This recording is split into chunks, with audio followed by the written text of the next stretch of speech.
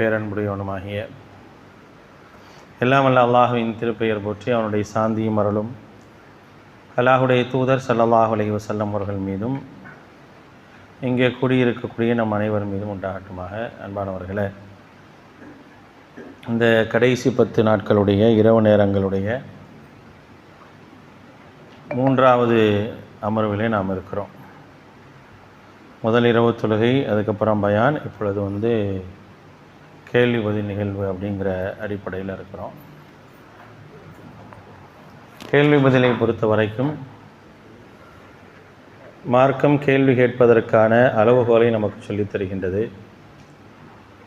கேள்வி என்பது ஒரு மனிதன் மார்க்கத்தை தெரிந்து கொள்வதற்கான அடிப்படையில் கேள்விகள் அமைய வேண்டும் என்பதை அல்லாஹுடைய தூதர் ஸல்லல்லாஹு அலைஹி வஸல்லம் அவர்கள் நமக்கு கற்றுத்தந்திருக்கிறாங்க.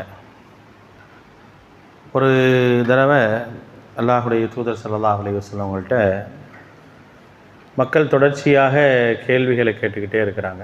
தொடர்ச்சியாக ஒன்றை தொட்டு அடுத்து கேள்வி கேட்டுகிட்டே இருக்கும் பொழுது நபி ஸல்லல்லாஹு அலைஹி வஸல்லம் ரொம்ப அழகாக பதில் சொல்கிறாங்க. உங்களுக்கு முன்னிருந்த மக்கள் அஹ்லக மன்கான கபலக்கும், உங்களுக்கு முன்னிருந்த மக்கள் அழிக்கப்பட்டதற்கான காரணம் என்னென்னா கஸ்ரத்து சுஆல், தேவையில்லாத அதிகப்படியான கேள்விகளின் காரணமாகத்தான் அழிக்கப்பட்டாங்க அப்படிங்கிற விஷயத்தை என்ன செய்கிறாங்க அப்படின்னா அல்லாஹுடைய தூதர் ஸல்லல்லாஹு அலைஹி வஸல்லம் சொல்லி காட்டுறாங்க. அதுக்காக நபி ஸல்லல்லாஹு அலைஹி வஸல்லம் கேள்வியே கேட்கக்கூடாது அப்படின்னு இருக்கா, அல்லது அல்லாஹுடைய தூதர் கேள்வியே கேட்கலையானா அப்படிலாம் கிடையாது. நபி ஸல்லல்லாஹு அலைஹி வஸல்லம் அவர்கள் சஹாபாக்கள்கிட்ட நிறைய கேள்வியை முன் வச்சிருக்கிறாங்க. மார்க்கத்தை அல்லாஹுடைய தூதர் ஸல்லல்லாஹு அலைஹி வஸல்லம் எப்படி சொல்லி தருவாங்கன்னா கேள்வியின் மூலமாகவே சொல்லி கொடுத்துருக்குறாங்க. நீங்கள் பார்த்தீங்கன்னா ஒரு நாள் கேட்பாங்க, மல் கீபா, கீபானா யார் தெரியுமா அப்படின்னு கேட்பாங்க. வீரன்னா யார் தெரியுமா அப்படின்னு கேள்வி கேட்பாங்க. இந்த மாதிரி நிறைய கேள்விகளை நபி ஸல்லல்லாஹு அலைஹி வஸல்லம் சஹாபாக்கள்கிட்ட முன் வச்சுருக்கிறாங்க. சஹாபாக்கள் தெரிஞ்சால் சில நேரம் சொல்லுவாங்க, பல நேரங்கள் புதிய செய்திகள் ஏதும் கிடைக்குங்கிற அடிப்படையில் என்ன சொல்லுவாங்கன்னா அல்லாஹ்வுக்கும் அவருடைய தூதருக்குமே தெரியும் அப்படின்னு சொல்லி என்ன செய்வாங்க, சொல்லிடுவாங்க. அப்போ நபி ஸல்லல்லாஹு அலைஹி வஸல்லம் அவர்கள் அதுக்கான பதிலை சொல்லுவாங்க, அதை ஏற்றுக்கொள்வார்கள். ஒரு சில நேரங்கள் சஹாபாக்கள் அல்லாஹ்வுடைய தூதர்கிட்ட கேள்வி கேட்பாங்க. நிறைய கேள்விகளை கேட்டிருக்கிறாங்க. அமல்கள் செய்தமாக கேட்டிருக்கிறாங்க, வேறு வேறு காரியங்கள் சம்பந்தமாக அல்லாஹ்வுடைய தூதர்கிட்ட கேள்வி கேட்டிருக்கிறாங்க. அந்த கேள்விகளுக்கெல்லாம் நபி ஸல்லல்லாஹு அலைஹி வஸல்லம் அவர்கள் என்ன செய்கிறாங்க, பதில் சொல்லியிருக்கிறாங்க. அந்த பதில் என்பதே அவர்களுக்கு மட்டுமல்லாமல் இங்கே இருக்கக்கூடிய எல்லாருக்குமான பதிலாக இருக்கும். ஒரு தோழர் வராரு, அல்லாஹுடைய தூதர் ஸல்லல்லாஹு அலைஹி வஸல்லம் அவர்கிட்ட கேட்குறாரு, நான் அல்லாஹுடைய மார்க்கத்தை ஏற்றுக்கிட்டேன், என் மேலே என்ன கடமை அப்படின்னு சொல்லி கேட்குறாரு. கேட்ட உடனே முதலாவது என்ன சொல்கிறாங்கன்னா நபி ஸல்லல்லாஹு அலைஹி வஸல்லம் உன் மேலே தொழுகை கடமை அப்படிங்கிறாங்க. சரி, நான் ஃபர்தான தொழுகையெல்லாம் தொழுதுட்டேன், அதுக்கப்புறம் உபரியான தொழுகையை தொழுங்க, அதுக்கப்புறம் என்ன செய்யணும்னு கேட்குறாங்க. ஜக்காத் கொடுங்க அப்படிங்கிறாங்க. நான் கடமையான ஜக்காத்தை கொடுத்துட்டேன், அதுக்கப்புறம் என்ன செய்யணும்னு கேட்குறாங்க. உபரியான தர்மங்களை செய்யுங்க. திருப்பி கேட்குறாங்க, அதுக்கப்புறம் என்ன செய்யணும், நோன்பு வைங்க. சரி, கடமையான நோன்பு வச்சுட்டேன், அதுக்கப்புறம் என்ன செய்யணும், உபரியான நோன்பு வைங்க. அப்படிங்கிற மாதிரியே தொடர்ச்சியான கேள்விகள் வைக்கப்படுது. ஆனால் எந்த ஒரு கேள்வியும் என்ன செய்யலை அப்படின்னா நபி ஸல்லல்லாஹு அலைஹி வஸல்லம் மறுக்காமல் என்ன செய்கிறாங்க, எல்லாத்துக்கும் பதில் சொல்கிறாங்க. பதில் சொல்லி முடித்த உடனே அவர் என்ன சொல்கிறாருன்னா, நான் எதையெல்லாம் கேட்டேனோ அதையெல்லாம் என்னுடைய வாழ்க்கையில் செயல்படுத்துவேன் அப்படின்னு சொல்லிட்டு போகிறாங்க. போகக்கூடிய நேரத்தில் நபி ஸல்லல்லாஹு அலைஹி வஸல்லம் சொல்கிறாங்க, நீங்கள் சொர்க்கத்து மனிதரை பார்க்கணுன்னு ஆசைப்பட்டால் இதோ இந்த மனிதரை பார்த்துக்கோங்க, இவர் சொன்னதை செயல்படுத்தினார் என்றால் இவர் தான் சொர்க்கவாசி அப்படின்னு சொல்லி அல்லாஹுடைய தூதர் ஸல்லல்லாஹு அலைஹி வஸல்லம் சொன்னாங்க. அப்போ இது மாதிரியான கேள்விகள் அல்லாஹுடைய தூதர்கிட்ட நிறைய விஷயங்களுக்கு கேட்கப்பட்டிருக்கு. கொள்கை சம்பந்தமாக, இப்போ வணக்கங்கள் சம்பந்தமாக, ஈமான் சம்பந்தமாக நிறைய கேள்விகள் என்ன செஞ்சுருக்கிறாங்க, கேட்டிருக்கிறாங்க. அதுக்கெல்லாம் தெரிஞ்சால் நபி ஸல்லல்லாஹு அலைஹி வஸல்லம் பதில் சொல்லுவாங்க. தெரியலனா அந்த செய்தி வர வரைக்கும் என்ன செய்வாங்க, வெயிட் பண்ணுவாங்க. அந்த மாதிரியான நிறைய நிகழ்வுகள்லாம் நடந்திருக்கு. நமக்கெல்லாம் தெரிஞ்ச விஷயந்தான். அந்த கணவர் தன்னை வேணான்னு சொல்கிறதுக்காக எங்கள் அம்மா முதுகு மாதிரி உன் முதுகு இருக்குது அப்படின்னு சொன்ன உடனே இதுக்கு தீர்வை சொல்லுங்கன்னா அதுக்கு நபி ஸல்லல்லாஹு அலைஹி வஸல்லம் அவங்கள்ட்ட பதில் இல்லைன்னொன்னே அல்லாஹ்கிட்டேருந்து பதில் வர வரைக்கும் என்ன செஞ்சாங்க, வெயிட் பண்ணி தான் என்ன செஞ்சாங்க, பதில் சொன்னாங்க அப்படிங்கிற விஷயத்தெல்லாம் பார்க்குறோம். அந்த குகைவாசிகள் சம்மந்தமாக ஒரு கேள்வி கேட்குறாங்க. எத்தனை வருஷம் இருந்தாங்க அப்படின்னோடனே நாளைக்கு சொல்கிறேங்கிறாங்க. அடுத்த நாள் வகி வரல, அதுக்கு அடுத்த நாள் வகி வரல, அதுக்கு அடுத்த நாள் வகி வரல. அதுக்கப்புறம் இத்தனை வருஷம் வாழ்ந்தாங்க, 309 வருஷம் வாழ்ந்தாங்க அப்படிங்கிற ஒரு தகவல் வருது. அப்போ தெரிந்ததற்கு பதில் சொல்வதும் தெரியாததுக்கு தெரியலன்னு சொல்வது தான் சரியான ஒரு மரபு. இல்ம் அப்படிங்கிற விஷயத்தில் ஒரு மிக முக்கியமான கல்வினா என்ன அப்படின்னா, தனக்கு ஒன்று தெரியல அப்படிங்கிறப்ப அதை தெரியலை அப்படின்னு சொல்கிறது தான் கல்வியினுடைய யதார்த்த வெளிப்பாடு அப்படிங்கிறதையும் மார்க்கம் நமக்கு சொல்லி தந்திருக்கு. இதெல்லாம் கேள்விகள் சம்பந்தமாக, கல்வி சம்பந்தமாக மார்க்கம் நமக்கு சொல்லி தந்த அழகான வழிமுறைகள். அந்த அடிப்படையில் நம்மளும் என்ன செய்கிறோம் அப்படின்னா, ஒவ்வொரு வருடமும் ஒரு மணி நேரம் மார்க்கம் சம்பந்தமான செய்திகளை தெரிந்து கொள்ள வேண்டும் என்ற நல்ல அடிப்படையில் என்ன செய்கிறோம் அப்படின்னா இந்த ஏற்பாடை நம்ம செஞ்சுருக்கிறோம். அதனால் இது சம்பந்தமாக இந்த நிகழ்வில் மார்க்கம் சம்பந்தமான சந்தேகங்கள் இருந்தால் என்ன செய்யுங்க அப்படின்னா கேளுங்க. இன்ஷா அல்லாஹ் பதில் தருவோம் இன்ஷா அல்லாஹ்.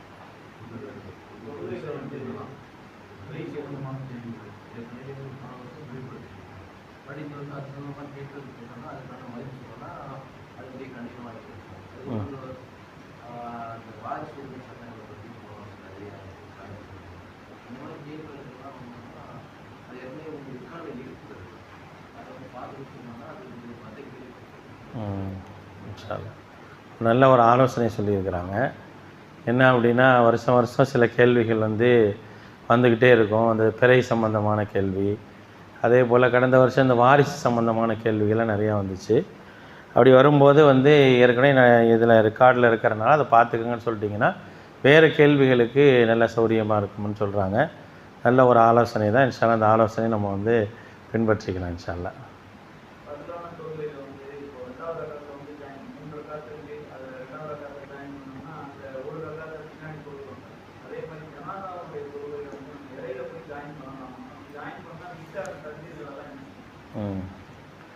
அதாவது என்ன கேள்வி கேட்குறாங்க அப்படின்னா,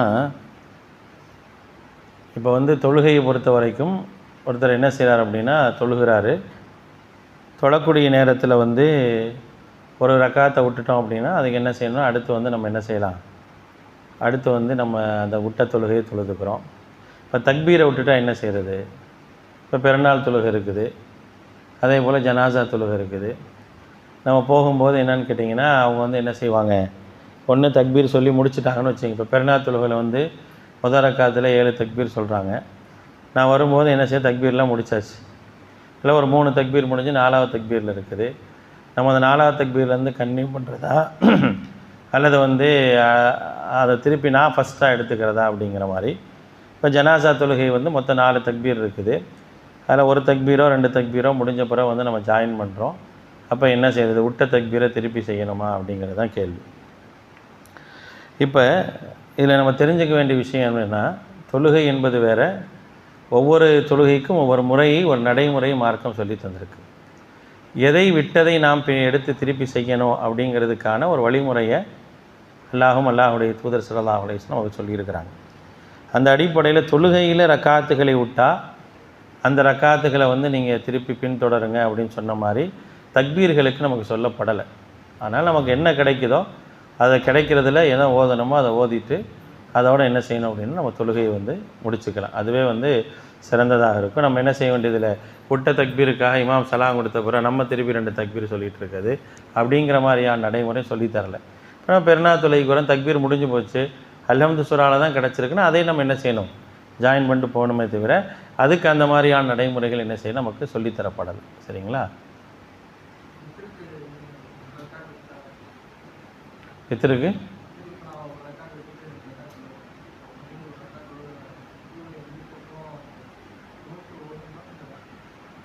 அதாவது என்ன கேட்குறாங்கன்னா, இப்போ வித்திரு தொழுகை இருக்குது. வித்திரு தொழுகையில் 3 ரக்காத்து வித்திரு தொழுகை. நான் 2வது ரக்காத்தில் தான் ஜாயின் பண்ணுறேன். ஜாயின் பண்ணும்போது 3வது ரக்காத்து நான் எந்திரிச்சு தொழும்போது குனூத் ஓதணுமா அப்படின்னு சொல்லி கேட்குறாங்க. முதல்ல ஒரு விஷயத்தை விளங்கிக்கணும். இன்னமா ஜுஇலல் இமாமு லியுத்தம்ம பிஹி. இமாம் என்பவர் யார் அப்படின்னா அவரை பின்பற்றுவதற்காகத்தான். அப்போ வந்து நாம் ஒரு இமாமுக்கு பின்னால் நின்று தொழும்போது அந்த இமாம் என்ன நடைமுறையை ஃபாலோ பண்ணுறாரோ, என்ன நடைமுறையில் நமக்கு தொலை வைக்கிறாரோ அதை நம்ம வந்து தொழுதுடணும். சரிங்களா? இப்போ வந்து வித்தரை பொறுத்த வரைக்கும் இமாமுக்கு 3வது ரக்காத்தாக இருக்கும், நமக்கு 2வது ரக்காத்தாக இருக்கும். இமாம் வந்து குனுத்து ஓதுறதுக்காக நிற்கிறாரு. இப்போ நம்ம என்ன செய்யணும்? நம்மளும் குனுத்து ஓதணும். சரிங்களா? நம்மளும் குனுத்து இமாம் நிற்கும்போது நம்மளும் குனுத்து ஓதணும். சரி, குனுத்தை முடிச்சிட்டோம், 2 ரக்காத்து முடிஞ்சிருச்சு, 3வது ரக்காத்துக்கு எந்திரிக்கிறோம். 3வது ரக்காத்துக்கு எந்திரிச்ச உடனே நம்ம என்ன செய்கிறோம் அப்படின்னா, நம்ம வந்து ஃபாத்திஹா சூரா ஓதுறோம், துணை சூரா ஓதுறோம், ருக்குவுக்கு போகிறோம். ருக்குவுக்கு பிறகு எந்திரிச்சு நாம் குனுத்து ஓதுறோம். நமக்கு அப்போ தான் குனுத்து. நான் ஏன் அதை ஓதுறேன்னா, இமாமை பின்பற்றுறதுன்ற அடிப்படையில் என்ன செய்கிறேன், நான் குனுத்து ஓதுறேன். ஒரு வேளை நீங்கள் நினைக்கிறீங்க, நான் குனுத்து ஓதிட்டேனே, நான் குனுத்து ஓதாமல் சஜிதா செஞ்சால் என்னன்னு சொல்லி நீங்கள் நினச்சி சஜிதா செஞ்சிட்டீங்க அப்படின்னா அந்த வித்திரு தொழுகை கூடுமானால் தாராளமாக கூடும். ஒருத்தர் வித்திரு தொழுகையில் குனுத்தே ஓதலை, அந்த வித்திரு தொழுகை ஏற்றுக்கொள்ளப்படுமானால் ஏற்றுக்கொள்ளப்படும். சரிங்களா? வித்திரில் குனுத்து ஓதாதனால வந்து அது பெரிய குறையாக என்ன செய்யாது, பார்க்கப்படாது. இப்போ வித்திரில் குனுத்து ஓதனா கண்டிப்பாக கஃபாரா சஜிதா செஞ்சாகணும்னா அதுவும் கிடையாது. இப்போ குனுத்தை விட்டுட்டோம், அதுக்காக 2 ரக்காத் சஜிதா செய்யணுமானா செய்ய வேண்டியது கிடையாது. சரிங்களா? அப்போ குனுத்தை பொறுத்த வரைக்கும் நம்ம ஓதலாம், ஓதாமையும் இருக்கலாம். இப்போ நான் வித்திரில் குனுத்து என்னுடைய 3வது ரக்காத்து நான் குனுத்து ஓதணும்னு நினைக்கிறேன், ஓதிக்கலாம். இல்லை ஓதலை, அதனால் அந்த தொழுகை வந்து குறை உள்ள தொழுகை ஆகும்னா தொலை உள்ள தொழுகை ஆகாது, தாராளமாக நம்ம தொழுது.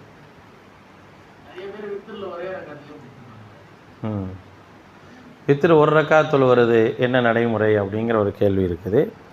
வித்தருடைய தொழுகை அப்படிங்கிறது 1, 3, 5, 7, 9, 11 வரைக்கும் என்ன செஞ்சுருக்கிறாங்க, வித்தருடைய தொழுகை இருக்குது. வித்திரு மட்டும். வித்தருடைய தொழுகை வந்து சராசரியாக என்ன தொழுவணும்னா 3 ரக்காத். வழமையாக என்ன வித்தரில் என்ன தொழுவணும் அப்படின்னா 3 ரக்காத் தொழுவணும். ஃபர்துக்கு பிறகு மிகவும் வலியுறுத்தப்பட்ட ஒரு தொழுகை வந்து வித்தருடைய தொழுகை. யார் வித்தரை தொழுகிறாரோ அவர் தொடர்ந்து தொழுகட்டும்ங்கிறாங்க. வித்திரை தொழுகிறவங்க தொடர்ந்து தொழுகட்டும், அவங்க என்ன செய்யக்கூடாது, வித்திரை விட்டுறக்கூடாதுங்கிற அளவுக்கு சொல்லப்பட்டிருக்கக்கூடிய தொழுகை தான் வித்தருடைய தொழுகை. இந்த வித்தருடைய தொழுகையில் நபி ஸல்லல்லாஹு அலைஹி வஸல்லம் அவர்கள் என்ன செஞ்சுருக்கிறாங்க அப்படின்னா 1 ரக்காத் தொழுதுருக்கிறாங்க. எப்போ அவருடைய 1 ரக்காத் தொழுகை இருந்திருக்கு அப்படின்னா, பெரும்பாலான நேரங்களில் நபி ஸல்லல்லாஹு அலைஹி வஸல்லம் அவர்கள் ஃபர்து வந்துடுமோ, ஃபஜ்ருடைய தொழுகை வந்துடுமோ அப்படிங்கிற அந்த சமயத்தில் தான் என்ன செஞ்சுருக்கிறாங்க, 1 ரக்காத் வந்து தொழுதுருக்கிறாங்க.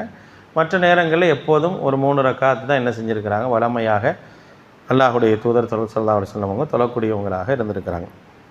இப்போ அதனால் நம்ம வித்திரு தொழுகணும் அப்படின்னா அதில் சிறப்பு என்னென்னா 3 ரக்காத் தொழுவது. ஒரு சில இடங்களில் ஒரு கொடுமையில் நம்ம பார்த்தோம், ஒருத்தர் 8 ரக்காத் இமாம் ஜமாத்தோடு தொழுதுட்டார். 8 ரக்காத் வந்து கியாமுல் லைல் தொழுதுட்டார்.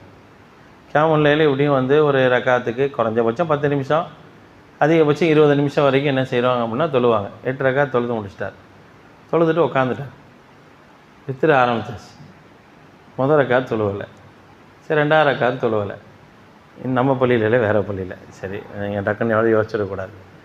நீங்கள் ரொம்ப நேரம் ஒரு நாள் டயர்ட் ஆகிட்டோம் அப்படின்னு நான் நினச்சேன். சரி ரைட்டு, சரி உட்காந்துருக்கிறவங்க அதுக்கப்புறம் தொழுவாங்க அப்படின்னு பார்த்தா 3வது ரக்காத்தில் அல்லம் சூரா ஓதிட்டு குழுவெல்லாம் தக்பீர் கட்டிட்டார். தக்பீர் கட்டி 1 ரக்காத் தொழுதுட்டு போயிட்டார். அந்த ரக்காத் தொழுகை கூடாதுன்னா நம்ம என்ன செய்ய முடியாது, சொல்ல முடியாது. தொழுகை கூடுமானால் தாராளமாக கூடும். ஆனால் சிறந்தது எது, வித்திரில் சிறந்தது எது அப்படின்னா 3 ரக்காத் தொழுவது தான். எப்போ நம்ம தொழுகலான்னா ஃபஜ்ர் வந்துடுமோ அப்படிங்கிற பயம் இருந்தால், நேரமின்மை அப்படிங்கிற ஒரு பயம் இருந்தால் என்ன செய்யலாம் அப்படின்னா 1 ரக்காத் தொழுவலாம். சிறந்தது அஃதல் எதுனா 3 ரக்காத் தொழுவது தான்.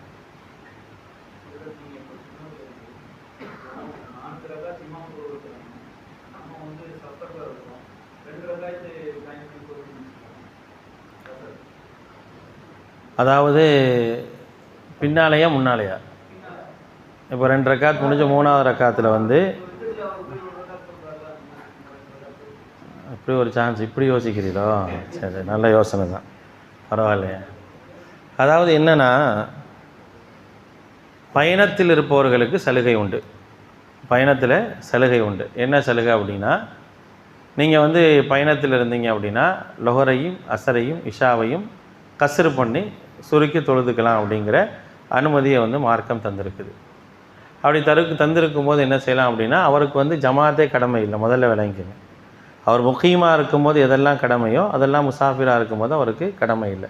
அவர் முக்கீமாக இருக்கும்போது ஊரில் இருக்கும்போது சரியாக நிறைவேற்றியிருந்தார் அப்படின்னா, அவர் பயணத்தில் இருக்கும்போதும் அவர் ஊரில் இருக்கும்போது என்ன தொழுதாரோ அந்த நன்மை என்ன செய்யும், கிடச்சிரும். சரிங்களா? தொழுகை முதல்ல எல்லாமே 2 ரக்காத்தாக இருந்துச்சு. அதுக்கப்புறம் பயணத்துக்காக சுருக்கப்பட்ட தொழுகையாகவும் கியாமில் இருக்கும்போது 2 ரக்காத்துகள் கூட்டப்பட்டது அப்படிங்கிறது தொழுகையினுடைய செய்திகளை நீங்கள் பார்க்கலாம். இப்போ நம்ம பயணத்தில் இருக்கோம், ஒரு பள்ளிக்கு போகிறோம், இமாம் ஜமாத்தோடு தொழுகிறோம். அப்படி இமாம் ஜமாத்தோடு தொழுகும் பொழுது இமாம் முதல் ரக்காத்தில் இருக்கிறார் அப்படின்னா நம்ம அந்த ரக்காத்தில் ஜாயின் பண்ணிடணும். ஜாயின் பண்ணி 4 ரக்காத் தொழுதுடணும்.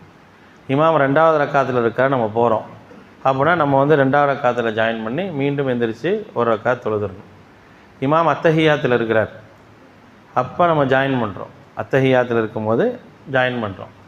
அப்போ ஜாயின் பண்ணும்போது என்ன செய்கிறோம் அப்படின்னா திருப்பி நம்ம 2 ரக்காத்து எழுந்து தொழுகிறோம். ஏன்னா அத்தஹியாத்து முடிஞ்சால் தான் அந்த முதல் 2 ரக்காத்து என்ன செய்யுது, முழுமை பெறுது அப்படிங்கிறத நம்ம தெரிஞ்சுக்கணும். இது வரைக்கும் சரி. இப்போ அடுத்த நான் வரேன், யதார்த்தமாக வரும்போது என்ன செய்யுது அப்படின்னா 3வது ரக்காத்தில் இமாம் இருக்கிறார். நான் எனக்கு முதல் ரக்காத்தான் நினச்சிட்டு நான் பயணத்தில் அந்த சலுகையாக நான் நினச்சி என்ன செய்கிறேன், 2 ரக்காத்தில் நான் என்ன செய்கிறேன், சலாம் சொல்கிறேன் அப்படின்னா அந்த சலுகை தொழுகை அது ஏற்றுக்கொள்ளப்படும் அப்படிங்கிறது தான் யதார்த்தம்.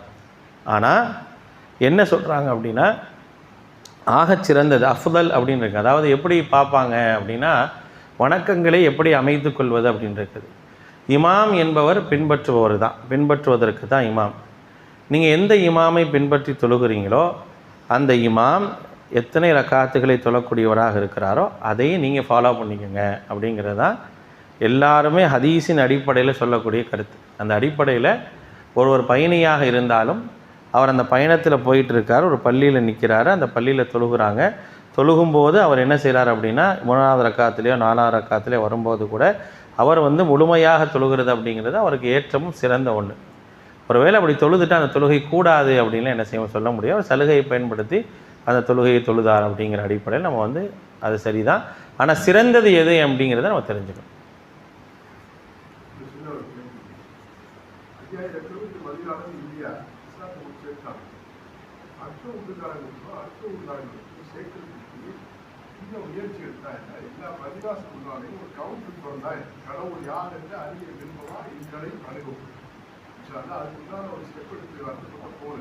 சார் அவர் ஆலோசனை சொல்கிறாரு. தாவாவில் ரொம்ப ஆர்வமாக இருக்கக்கூடிய ஆரிஃப் பாய் எப்போதுமே தாவா சம்பந்தமாக மக்களை யாரை சந்திக்கிறாங்களோ ஆர்வப்படுத்திகிட்டு இருக்கிறாங்க. அந்த அடிப்படையில் பள்ளிவாசலுடைய வாசலில் தாவா சென்டர் இருந்தால் நல்லா இருக்குமே அப்படின்னு சொல்லி ஆசைப்பட்றாங்க. இன்ஷா அல்லாஹ் அவருடைய ஆலோசனையை நம்ம பரிசீலிக்கலாம். இன்ஷா அல்லாஹ்.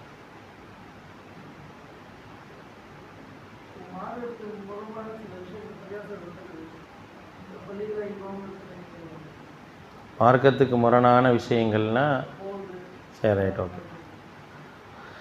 அதாவது பள்ளி என்பது அல்லாஹ்வுக்குரியது. அண்ணல் என்ன கேள்வி கேட்குறாங்கன்னா மார்க்கத்துக்கு முரணான பல நிகழ்வுகள் ஒரு பள்ளிவாசல் நடக்குது, அந்த பள்ளிவாசலுடைய இமாமுடைய பின்னால் தொழுகலாமா அப்படிங்கிற ஒரு கேள்வி, அந்த பள்ளிவாசலை பயன்படுத்தலாமா அப்படிங்கிற ஒரு கேள்வியும் சேர்த்துக்குவோம். சரிங்களா? பள்ளிவாசல் என்பது என்ன அப்படின்னா அண்ணல் மசாஜிதல் இல்லா, பள்ளி என்பது அல்லாஹ்வுக்குரியது. ஃபலா ததுஉ மஅல்லாஹி அஹதா, அதில் அல்லாஹ்வை தவிர வேறு யாரையும் நீங்கள் அழைக்காதீங்க அப்படின்னு சொல்லி அல்லாஹ் ரப்புல் ஆலமீன் திருமறை குர்ஆனில் சொல்லி காட்டுறோம். இப்போ பள்ளியினுள்ள ஒரு மரபை ஒருத்தர் மீறுறார் அப்படிங்கிறனால அந்த பள்ளி தொழுகைக்கு தகுதி இல்லாத பள்ளியாக ஆகிறார். நிறைய பேர் என்ன நினச்சிட்டு இருக்கிறாங்க, ஒரு பள்ளியில் மௌலூத் ஓதுறாங்க அல்லது வேறு ஏதாவது ஓதுறாங்கன்றதுக்காக அந்த பள்ளிக்கே போகக்கூடாது அப்படின்னு நம்ம சொல்ல முடியாது. சரிங்களா? பள்ளி என்பது எதற்காக கட்டப்பட்டது அப்படின்னா அல்லாஹ்வை வணங்குவதற்காக தான் கட்டப்பட்டது. காபத்துல்லா இருந்துச்சு, காபத்துல்லாவை சுற்றி சிலைகள் இருந்துச்சு. அதாவது எந்த குஃப்ரை அல்லாஹ் தஆலா வெறுத்தானோ அந்த குஃபருடைய காரியங்கள்லாம் எங்கே நடந்துச்சுன்னா காபத்துல்லாவை சுற்றி நடந்துச்சு, அதற்குள்ளாகவும் என்ன செஞ்சு நடந்துச்சு. அதனால் அந்த பள்ளியே இல்லைன்னு ஆகலை. அல்லாஹ் அதை மக்களுக்காகவே முதலாக இன்னாவல பைத்தின் உதியால் இன்னாஸ், மக்களுக்காக முதலாக கட்டப்பட்ட பள்ளிவாசல் அப்படிங்கிறத என்ன செய்கிறான்னா தெளிவாக அல்லாஹ் ரப்புல் ஆலமீன் சொல்கிறான். அந்த அடிப்பில் பள்ளி இதனால் மௌலூத் ஓதுறனாலேயோ வேறு சிறுக்கான காரியங்கள் செய்கிறனாலேயோ பள்ளி தொழுவதற்கு தகுதியற்ற ஒரு பள்ளியாக ஆகிரும்னு யாரும் சொல்லக்கூடாது. நிறையா பேர் என்ன செய்கிறாங்க, அந்த பள்ளிவாசலுக்கு போகக்கூடாது, அந்த பள்ளிவாசலில் தொழுவக்கூடாது. பள்ளிவாசல் எந்த பள்ளிவாசலுக்கு போகக்கூடாதுன்னா மார்க்கத்தை அழிப்பதற்காக ஒரு பள்ளி கட்டினார்னா அந்த பள்ளிக்கு போகக்கூடாது. அது பேர் மஸ்ஜிதுல் திரார் அப்படின்னு சொல்லுவாங்க. அப்படி ஒரு பள்ளி யாருமே கட்டுறதில்லை. மஸ்ஜிதுல் திராருங்கிறது நயவஞ்சகர்கள் கட்டின பள்ளி. நயவஞ்சகர்கள் ஒரு பள்ளி கட்டினாங்க. அது என்னென்னா மார்க்கத்தை அழிக்க வேண்டும் என்ற ஒரு நோக்கத்திற்காக ஒரு பள்ளி காட்டினாங்க. அது பேர் மஸ்ஜிதுல் திரார் அப்படின்னு பேர். சூரத்து தௌபால அதை பற்றியான திருமறை குர்ஆனுடைய வசனங்கள்லாம் வருது. இங்கே நம்ம ஊரில் கட்டப்படக்கூடிய எந்த ஒரு பள்ளியும் அந்த எண்ணத்தில் கட்டப்படுறதில்லை. மாறாக அந்த பள்ளியை பொறுத்த வரைக்கும் அந்த பள்ளி அல்லாஹ்வை வணங்குவதற்காக கட்டப்பட்ட பள்ளி. அந்த பள்ளியில் தாராளமாக போய் தொழுகலாம். அந்த பள்ளியை தொழுகைக்கு தகுதி இல்லாத பள்ளியாக நம்ம சொல்லக்கூடாது. ஒன்று. ரெண்டாவது, அந்த பள்ளியில் அவங்க செய்கிறது அனாச்சாரமான அனாச்சாரம். அது அல்லாஹ்வுடைய தண்டனைக்குரிய ஒன்றாக இருக்குது. அல்லாஹ்வுடைய வீட்டில் வரம்பு மீறினாங்க அப்படிங்கிறதுக்காக அந்த குற்றத்திற்கு அவங்க ஆளாகுவாங்க. மூணாவது என்ன அப்படின்னு கேட்டிங்கன்னா, ஒரு பள்ளியில் ஒரு இமாமாக இருக்கிறார். அந்த இமாமை பின்பற்றி தொழக்கூடியதாக நாம் இருக்கிறோம் அப்படின்னா, அந்த இமாம் இணை வைப்பாளராக இருந்தார் அப்படின்னா அவர் பின்னால் நம்ம என்ன செய்ய முடியாது, சொல்ல முடியாது. ஒரு பள்ளியை நிர்வகிப்பதில் தலையாய நபர் யாருன்னா இமாம் தான். பள்ளியை நிர்வகிப்பதில் தலையாயவர் இமாம் தான். சரிங்களா? அவர் எம்ப்ளாயி கிடையாது. அதெல்லாம் தெரிஞ்சுக்கணும். நிறைய இடத்துல பள்ளிவாசலில் இமாமை எம்ப்ளாயாக பார்ப்பாங்க. எப்படி பார்ப்பாங்கன்னா, என்ன இமாம் நான் வந்திருக்கேன் நிற்க மாட்டேங்கிறேன், முத்தவள்ளி வராரு மதிக்க மாட்டேங்கிறாரு, முத்தவள்ளி வராரு இவர் பேசாமல் இருக்கார், தூங்கிட்டு இருக்கார் பள்ளிவாசலில், முத்தவள்ளி காலையில் போயிட்டார் அப்படின்னு சொல்லி பள்ளிவாசலில் இமாமை எப்படி வச்சுருப்பாங்கன்னா, இன்றைக்கும் பல இடங்களில் பள்ளிவாசல்களில் இமாம்கள் எப்படி இருக்கிறாங்கன்னா, பாத்ரூம் கழுவுறவங்க, வாங்க சொல்கிறவங்க, கூட்டுறவங்க, எல்லா வேலையும் பார்க்கக்கூடிய. எப்படி இமாமை கேட்குறாங்க தெரியுமா? ஆளினால் இமாம் ஒருத்தர் இருந்தால் கொடுங்க. என்னப்பா வேலை? பள்ளிவாசலை கூட்டணும், வாங்க சொல்லணும், தொலை வைக்கணும், பாத்ரூம் கழுவு ஆள் வரணும்னா ஆள் கழுவணும். நான் இது மிகைப்படுத்திலாம் சொல்லலை. இது ஏதோ அறியாமல் குர்ஆன் சுன்னாவே தெரியாதவங்க மக்களாக இருந்தால் பரவாயில்ல. குர்ஆன் சுன்னா தெரிஞ்சவங்களாக பள்ளி கட்டியிருக்காங்கல்ல. குர்ஆன் சொன்ன அடிப்படையில் நம்ம தொழுகை நடத்தணுங்கிறதுக்காக பள்ளி கட்டியிருக்கக்கூடிய நிறைய இடங்களில் இப்படியே விளம்பரம் கொடுக்குறாங்க. 25,000 சம்பளம். அந்த 25,000 சம்பளம், 25,000 நம்ம அதிகப்படுத்தி 20,000 இமாம்னாவே 15 ரூபாய்க்கு மேலே கிடையாது அப்படிங்கிற ஒரு மரபை வச்சுருக்கிறாங்க. அந்த மரபில் எப்படி அவர் இருப்பார்னு தெரியாது. என்னால் என் குடும்பத்தை நடத்த முடியுமா நான் யோசிக்கிறதே கிடையாது. ஆனால் என்ன செய்வேன், இமாம்னா 12 ரூபா சம்பளம், பேரம் பேசுவாங்க உட்காந்து 10 ரூபாலேருந்து ஆரம்பித்து கடைசியாக 15 ரூபா முடியும். அவர் என்ன செய்வார், வறுமையில் வர்றாரு. இப்போ என்ன பண்ணிட்டாங்க, தமிழ் இமாம்லாம் தூக்கியா, எல்லா இடத்துலையும் வடநாட்டுக்காரங்க மாதிரி இங்கேயும் வடநாட்டுக்காரங்க போடு. எல்லாத்துலேயும் என்ன செய்வாங்க, வடக்கர்கள் மேலேருந்து கீழே வரைக்கும் எதையுமே விட்டு வைக்காத அளவுக்கு. ஏன்னா அவங்கள்ட்ட பிரச்சனையே இல்லை. நீங்கள் 15 ரூபா கொடுத்தீங்க அல்லது 12 ரூபா கொடுத்தீங்கன்னா அவங்க எல்லா வேலையும் என்ன செய்வாங்க, பார்த்துக்குவாங்க அப்படிங்கிற ஒரு நடைமுறை இன்றைக்கி நிறைய இடங்களில் நிறைய பள்ளிவாசல்களில் இருக்குது. அதை நம்ம பார்க்குறோம். இதே முதல்ல தவறு. இமாம் என்பவர் யார் அப்படின்னா, இமாம் என்பவர் தான் பள்ளியுடைய நிர்வாகங்களில் மிக முக்கியமானவர். முதல்ல அது தெரிஞ்சு எல்லா ஷூராலையும் இமாம் இருக்கணும். அல்லாஹ்வுடைய அருளையில் நம்ம பள்ளி அப்படி தான் இருக்குது. நம்ம பள்ளியினுடைய எல்லா ஷூராவாக இருக்கட்டும், மற்ற எல்லா இருக்கட்டும், இமாம் இல்லாமல், இமாமுடைய ஆலோசனை இல்லாமல் எதுவும் பண்ணாத அளவுக்கு அல்லாஹ் ரப்புல் ஆலமீன் நம்ம பள்ளியை வச்சுருக்கிறான். இது மாதிரி தான் எல்லா பள்ளிவாசல்களும் இருக்கணும். ஏன்னா அவர் தான் மார்க்கத்தை தெரிந்தவர், மற்றவர்களை விட அதிகமாக அறிந்தவராக இருக்கலாம். அப்போ அவர் இருக்கும்போது தான் ஒரு ஷூரால் என்ன பேசப்படும், என்ன சொல்லப்படும், அதில் என்ன பேசலாம் அப்படிங்கிறத மார்க்க ரீதியாக பேசக்கூடியவராக இமாம் இருப்பார். அப்போ அந்த இமாம் என்ன செய்யணும் அப்படின்னா, அப்படிப்பட்டவராக என்ன செய்யணும் அப்படின்னா நியமிக்கப்படக்கூடியவராக இருக்கணும். அதுதான் முக்கியமானது. அந்த அடிப்படை பெரும்பாலும் நிறைய இடங்களில் ஃபாலோ பண்ணுறதே கிடையாது. அதனால தான் என்னென்னு கேட்டிங்க, எல்லாமே அப்படி வருவாங்க, யாராவது ஒருத்தர் தொலை வைப்பார், அப்படி போயிட்டே இருப்பாங்க. ஒரு எந்த போதனையும் என்ன செய்யாதுன்னா பள்ளிவாசல்களில் கிடைக்காமல் போயிடுது. அப்போ இமாம் என்பவர் எப்படி இருக்கணும் அப்படின்னா, குஃபுருக்கு சாட்சி பகரக்கூடியவராக இருக்கக்கூடாது. ஒரு பள்ளியில் இமாமாக இருக்கிறவர் எப்படி இருக்கணும், அல்லாஹ் குர்ஆனில் சொல்கிறான், இன்னமா யாமுரு மசாஜித் அல்லாஹி மன் ஆமன பில்லாஹி வல் யௌமில் ஆஹிரி வகாம ஸலாத்த வாத்த ஸகாத்த வலம் யக்ஷ இல்லல்லாஹ் அப்படின்னு சொல்லி அல்லாஹு தஆலா சொல்கிறான். பள்ளிவாசலை நிர்வகிக்கக்கூடியவர்கள் யார் அப்படின்னா, அவங்க என்ன செய்யணும், சரியாக தொழுகை கடைபிடிக்கக்கூடியவங்களாக இருக்கணும், ஜக்காத்து கொடுக்கணும், அல்லாஹ்வை தவிர யாருக்கும் பயப்படாதவங்களாக இருக்கணும் அப்படின்னு சொல்லி அல்லாஹ் குர்ஆனில் சொல்கிறான். நபிகள் நாயகம் ஸல்லல்லாஹு அலைஹி வஸல்லம் அவர்கள் இருக்கக்கூடிய காலம் வரை அவங்க தான் பள்ளிவாசலுடைய தலைவர், இமாம், எல்லாமே அவங்க தான். அபூபக்கர் சித்திக் ரலியல்லாஹு அன்ஹு அப்படி தான் இருந்தாங்க, உமர் ரலியல்லாஹு அன்ஹு அப்படி தான் இருந்தாங்க, உஸ்மான் இப்னு அஃபான் ரலியல்லாஹு அப்படி தான் இருந்தாங்க. அவங்க தான் எல்லா இடங்களுக்கும் கவர்னர்கள் நியமிப்பாங்க. கவர்னர் என்பவர் யாராக இருப்பார்னா பள்ளியினுடைய இமாமாக இருப்பார். கவர்னராக யார் இருப்பார்னா பள்ளியினுடைய இமாமாக இருப்பார். அந்த அளவுக்கு தான் என்ன செஞ்சு அப்படின்னா இருந்துச்சு. அப்படி தான் இருக்கணும். அப்போ பள்ளியை நிர்வகிப்பதில் தலையாய நபர் யாருன்னா இமாம் தான். அப்போ அந்த பள்ளியை நிர்வகிக்க எப்படி இருக்கக்கூடாது அப்படின்னு சொல்லும்போது ஷாஹிதீன அலா அன்ஃபுஸிஹிம் பில் குஃப்ர், இறை மறுப்புக்கு சாட்சி பகரக்கூடியவர்களாக என்ன செய்யக்கூடாது, பள்ளி நிர்வாகிகள் இருக்கக்கூடாது அப்படிங்கிறத அல்லாஹ் ரப்புல் ஆலமீன் திருமறை குர்ஆனில் சொல்லி காட்டுறான். அப்போ இமாமா இருக்கிறவர் வந்து இணை வைப்பாளராக இருந்தார் அப்படின்னா அவர் வந்து இறை மறுப்புக்கு சாட்சி பகர்வோர் ஆகிறார். இணை வைப்பு என்பது மன்னிக்க முடியாத பாவம். இணை வைப்பாளர்கள் இறை இல்லத்தில் இருப்பதற்கு தகுதியற்றவர்கள் அப்படிங்கிறத திருமறை குர்ஆன் சொல்லி காட்டுது. இணை வைப்பு என்பது அசுத்தம் அப்படின்னு அல்லாஹ் ரப்புல் ஆலமீன் சொல்லி காட்டுறான். இணை வைப்பாளர்கள் அசுத்தமானவர்கள், இன்னமல் முஷ்ரிக்கூன நஜ்ஸுன் அப்படிங்கிறான். இணை வைப்பவர்கள் எவரோ அவர்கள் அசுத்தமானவர்கள் என்று அல்லாஹ் ரப்புல் ஆலமீன் சொல்கிறான். ஏன்னா அல்லாஹ் தூய்மையானவன், அல்லாஹ்வை பொறுத்தவரை அவன் தூய்மையானவன். அப்போ அந்த தூய்மைக்கு பங்கம் விளைவிக்கக்கூடிய ஒரு காரியம் என்னென்னா இணை வைப்பு. அப்போ அந்த இணை வைப்பை ஒருத்தர் பகிரங்கமாக செய்கிறாருன்னு தெரிஞ்சால் அந்த இமாமுக்கு பின்னால் என்ன செய்யக்கூடாதுங்க, தொழக்கூடாது. தொழுக நமக்கு அனுமதி இல்லை. சரி, ஒரு இடங்களில் போகிறோம், இமாம் வந்து இணை வைப்பாளராக இல்லையான்னு தெரியாது அப்படின்னா அந்த இடத்த பொறுத்தவரை நம்ம பிரச்சனை இல்லை. நம்ம போய் என்ன செய்ய வேண்டியதில்லை, ஆய்வு பண்ண வேண்டியதெல்லாம் கிடையாது. இவர் யார், இவர் தாயத்து கட்டுவாரா தகடு கட்டுவாரா அப்படின்னு சொல்லி நம்ம போகிறது ஒரு நேர தொழுக, பயணத்தில் போகிற தொழுகிறோம். அப்போ அந்த நேரத்தில் வந்து அவ்வளோ ஆய்வுக்கெல்லாம் என்ன செய்ய வேண்டியதில்லை, போக வேண்டியது. நம்ம போகிறோம், தொழுதுட்டு வந்துடுறோம், அவ்வளோதான், முடிஞ்சு போச்சு. இதே ஒரு இடத்துல வந்து இமாம் இருக்கிறார், இணை வைப்பாளராக இல்லை, பித்அத்வாதியாக இருக்கிறார். இப்போ என்ன அப்படின்னு கேட்டால் ஒரு சில இமாம்கள் இருப்பாங்க, மதுஹபுகளை பின்பற்றக்கூடியவங்களாக இருப்பாங்க. ஆனால் அவங்கள்ட்ட என்ன செய்யாது, ஷிர்க் இருக்காது, குஃபுர் இருக்காது, இந்த மாதிரியான காரியங்கள்லாம் இருக்காது. அப்படிப்பட்ட இமாம்கள் பின்னால் தொழுவலாம்னா தாராளமாக தொழுவலாம். இமாம் என்பவர் இணை வைப்பாளராக இருந்தால் அவர் பின்னால் என்ன செய்ய முடியாது, தொழ முடியாது. ஏன்னா அவர் வந்து குஃபுருக்கு சாட்சி பகர்றார் அப்படிங்கிற அடிப்படையில்.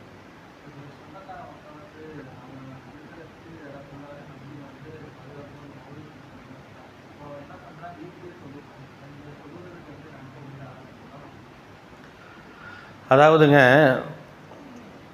பள்ளிவாசல் அருகாமையில் இருக்கும் பொழுது என்ன கேள்வி கேட்குறாங்கன்னா, பக்கத்தில் இருக்கக்கூடிய பள்ளியெலாம் இருக்குது, பள்ளியில் வந்து ஒன்று மதுஹபை பின்பற்றவங்களாக இருக்கிறாங்க அல்லது வந்து மௌலூது ஓதுறவங்களாக இருக்கிறாங்க. அப்போ அந்த பள்ளிக்கு போகலாமா, தொழுகலாமா, ஒருத்தர் வீட்டிலேயே தொழுதுட்டு இருக்காரு, நன்மை கிடைக்குமா அப்படின்னு சொல்லி கேட்குறாங்க. முதல்ல வந்து ஒரு வணக்கத்திற்கு நன்மை இல்லைன்னு சொல்கிறதுக்கு நமக்கு அதிகாரம் கிடையாது.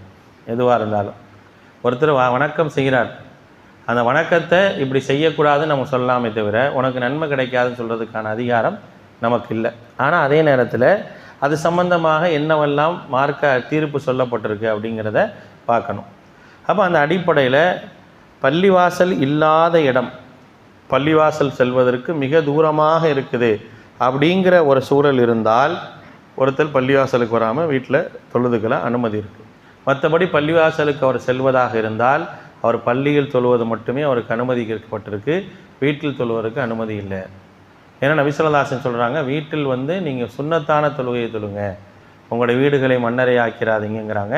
வீட்டில் சுன்னத்தான தொழுகை வீடுகளில் தொழுங்கிறாங்க. ஃபர்தான தொழுகை பள்ளிவாசலுக்கு தான் செல்லணும். ஆண்கள் பள்ளிவாசலில் தொழாமல் வீட்டில் தொழுவதற்கு அனுமதி இல்லை. ஏதாவது முடியல, உடம்பு சரியில்லாமல் இருக்குது, அப்போ அவர் தொழுகிறார் அப்படின்னா அது வேறு விஷயம். மற்றபடி அவர் பள்ளிக்கு வர முடியும்னா பள்ளிக்கு தான் வரணும். அப்துல்லா இப்னு உம்மு மக்தூம் ரலியல்லாஹு அன்ஹு அவர்கள் அல்லாஹ்வுடைய தூதர்கிட்ட வந்து சொல்கிறாங்க, அல்லாஹ்வுடைய தூதரை எனக்கு கண்ணு தெரியல, என்னை கூட்டிகிட்டு வர ஆள் இல்லை, எனக்கு வந்து நீங்கள் வந்து என்ன செய்யுங்க, எனக்கு வந்து நீங்கள் வந்து வீட்டில் தொழுவதற்கு அனுமதி கொடுக்கணும். நபி ஸல்லல்லாஹு அலைஹி வஸல்லம் முதல்ல அனுமதி கொடுத்துட்றாங்க. கொடுத்துட்டு அடுத்து கேட்குறாங்க, பாங்க சொல்கிற சத்தம் கேட்குதா? ஆமாம் அப்படின்னா நீ பள்ளிவாசலுக்கு வான்னு சொல்லி நபி ஸல்லல்லாஹு அலைஹி வஸல்லம் அவர்கள் அப்துல்லா இப்னு உம்மு மக்தூம் ரலியல்லாஹு அன்ஹுக்கு வந்து சொல்கிறாங்க அப்படிங்கிற செய்தியை நம்ம வந்து பார்க்குறோங்க. அப்போ அந்த அடிப்படையில் ஒருவர் வந்து பள்ளியில் தொழுவது தான் எல்லா இடங்களில் தொழுவதை விட சிறந்தது. அல்லாஹ்வுடைய தூதர் சொல்கிறாங்க, ஒரு மனிதர் பள்ளிவாசலில் தொழுவது என்பது, ஜமாத்தோடு தொழுவது என்பது அவர் வீட்டிலோ கடை வீதியிலோ தொழுவதை விட 25 மடங்கு நன்மை அதிகமாக இருக்குது அப்படிங்கிறாங்க.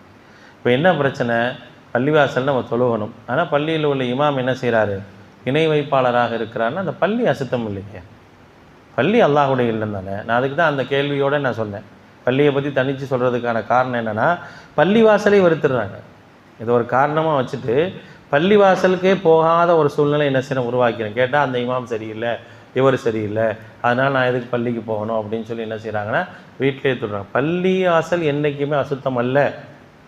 அதில் வந்து ஷிர்கான குஃப்ரான காரியங்கள் நடந்தாலும் அது பள்ளியான பள்ளி தான்.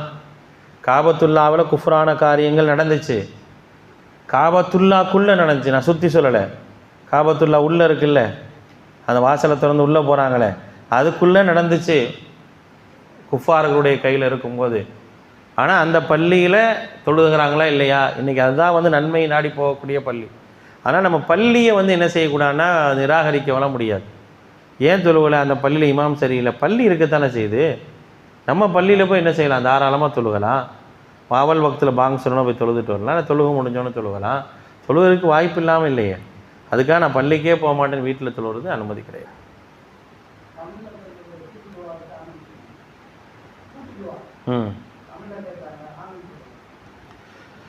கூட்டுதுவா தமிழில் கேட்கும் போது ஆமீன் சொல்லலாமா அப்படின்னு சொல்லி கேட்குறாங்க. இப்போ அதில் கேள்வி என்னென்னா, எந்த இடத்துல எந்த நேரத்தில்?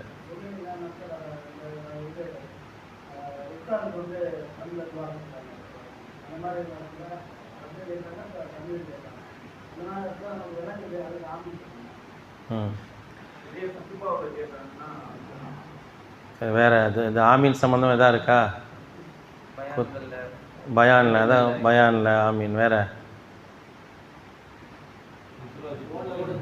திருவாஜிப் தொழுகையில். சரி ரைட், ஓகே. சரி ரைட், ஓகே. மௌத்து, திருவாஜிபு, ஜும்மா, பயானு எல்லாத்துலேயும் சரி. ஆமீன் அப்படிங்கிற ஒரு விஷயம், முதல்ல ஆமீன் சொல்லலாமா அப்படிங்கிறதுக்கு ஒரு விஷயத்துக்கு வருவோம். நல்லா கேட்டுங்க. ஒரு ஆமீன் சொல்லலான்னு சொல்லிட்டாருன்னு சொல்லிடுறாங்க. அதை சொல்லிட்டு வரேன். ஆமீன் அப்படின்னு சொல்கிறதுக்கு அனுமதி இருக்கான அனுமதி இருக்குது. வலல்லாலின்னு சொன்னால் ஆமீன் சொல்கிறோம். யாருடைய ஆமீன்? வானவருடைய ஆமீனோட ஒத்து வருதோ அவங்களுக்கு மன்னிப்பு உண்டுன்னு சொல்லி இருக்கிறாங்க. நபி ஸல்லல்லாஹு அலைஹி வஸல்லம் சொல்லியிருக்கிறாங்க. ஆமீன் சொல்லலாமா? ஆமீன் சொல்லலாம். இன்னொரு ஹதீஸ் இருக்குது. இப்போ வந்து நீங்கள் வந்து உங்கள் நண்பருக்கு பிரார்த்தனை செய்கிறீங்க. உங்கள் நண்பருக்காக நீங்கள் துவா செய்கிறீங்க. நீங்கள் துவா செய்ய போகிறேன்னு அவர்கிட்ட சொல்லவெல்லாம் இல்லை. ஒருவேளை அவர் கஷ்டத்தில் இருக்கிறார், அல்லது ஏதாவது ஒரு தேவையில் இருக்கிறாரு, கடனில் இருக்கிறாரு, அல்லது ஏதாவது ஒரு தேவைக்காக வேலைக்காக முயற்சி பண்ணிகிட்டுலாம் இருக்கிறார். அப்படிப்பட்ட நேரத்தில் அவருக்கு தெரியாமல் நீங்கள் ஒரு இடத்துல உட்காந்து என்ன செய்கிறீங்க? அவருக்காக துவா செய்கிறீங்க. உங்களுடைய துவாவோடு அவருக்கு சேர்த்து கேட்குறீங்க, என் நண்பனுக்கு நல்ல ஒரு வேலை கிடைக்கணும், அல்லது என் சகோதரன் நிறைய குடும்ப கஷ்டத்தில் இருக்கான், அவருடைய கஷ்டமெல்லாம் போகட்டும்னு சொல்லி நீங்கள் கேட்கும்போது அந்த இடத்துல ஒரு வானவர் என்ன செய்வார் அப்படின்னா ஆமீன் சொல்லுவார். ஒரு வானவர் என்ன செய்வார்?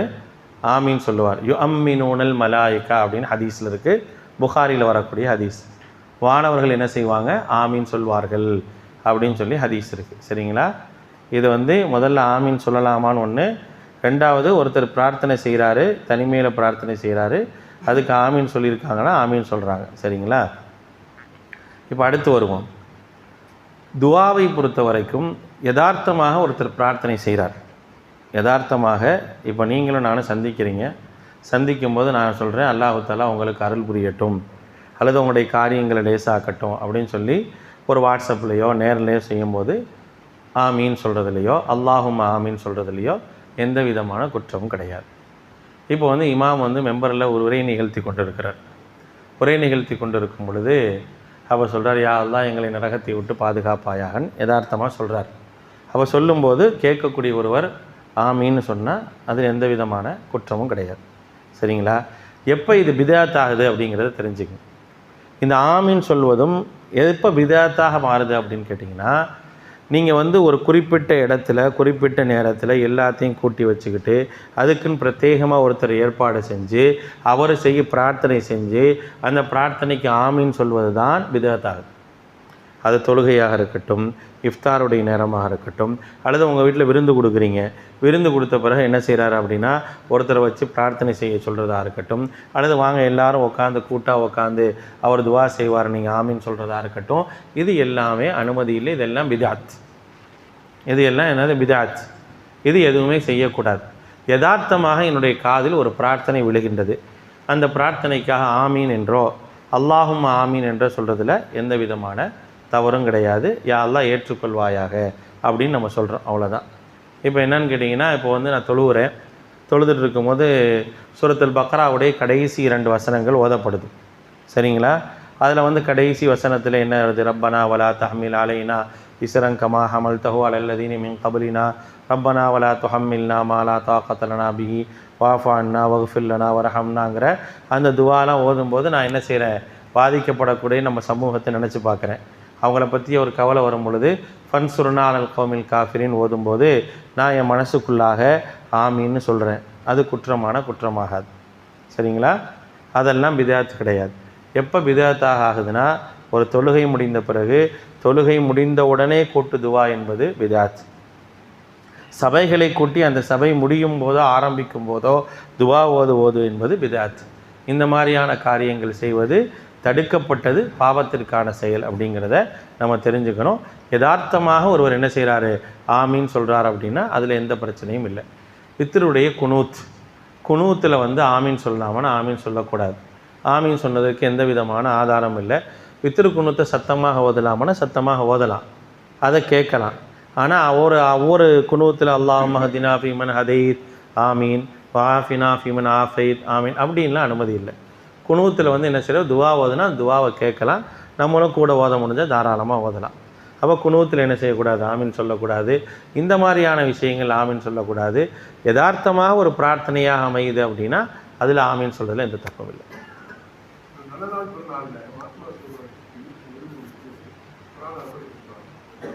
கொடுக்கலாமே, விருந்துக்கு கூப்பிடலாமே. நபி ஸல்லல்லாஹு அலைஹி வஸல்லம் கூப்பிட்டுருக்குறாங்க, விருந்துக்கு போயிருக்கிறாங்க. அதனால் எந்த பிரச்சனையும் இல்லை. விருந்து என்பது எல்லா விதங்களையும் அங்கீகரிக்கப்படுது, ஏழைகள் மறுக்கப்பட்ட விருந்தை தவிர.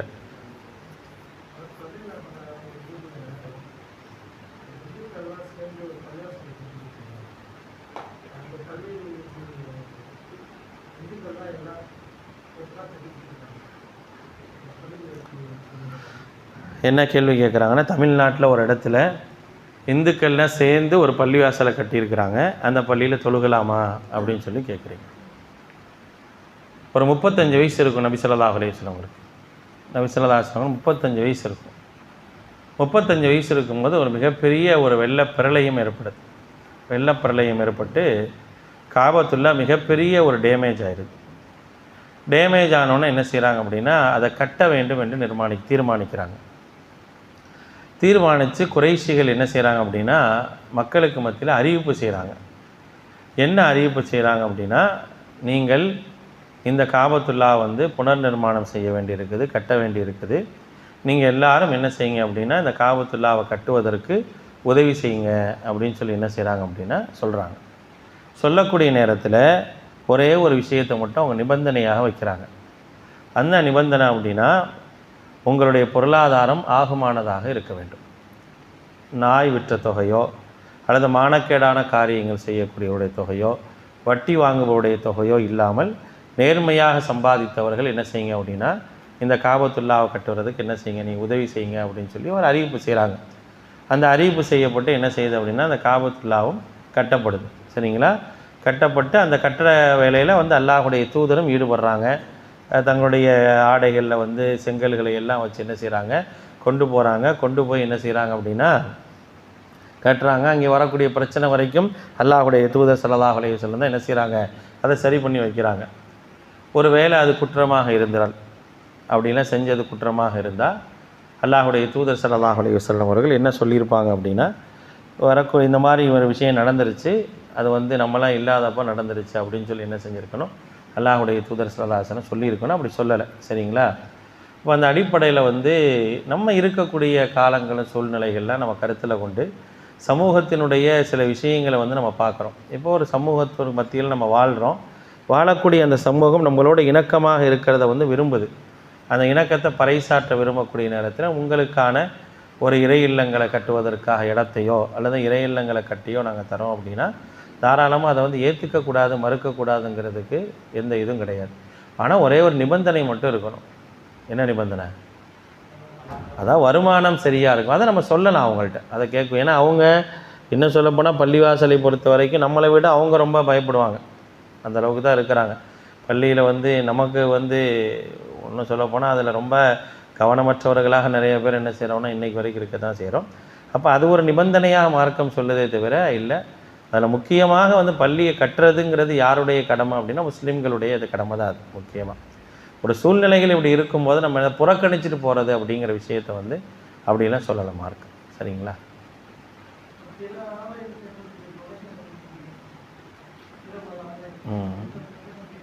சரி, ரைட்டு.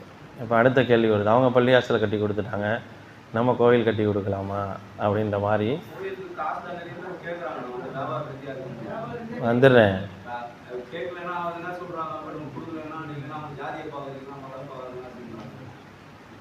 அதாவது பிறருடைய ஆலயம் கட்டுவதற்காக உதவி செய்யலாமா அப்படின்னா, தெளிவான ஒரு விஷயத்தை புரிஞ்சுக்கணும். நம்ம வந்து குஃப்ருக்கு உதவி செய்ய முடியாது, உதவி செய்யக்கூடாது.